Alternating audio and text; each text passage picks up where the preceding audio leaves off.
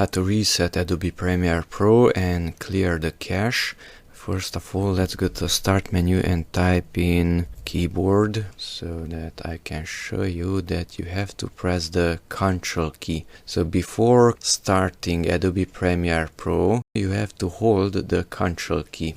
So I'm holding it on my own keyboard, as you can see it's blue, and then Premiere Pro, and keep on holding the Ctrl key, so don't release it. I'm still holding it, and now release it. As you can see, the blue disappeared, so I release the Ctrl. Okay, and then you have this reset option from where you can reset the app preferences, clear media cache files, reset plugin loading cache, and disable third-party plugins. Let's just clear the media cache files and click on continue.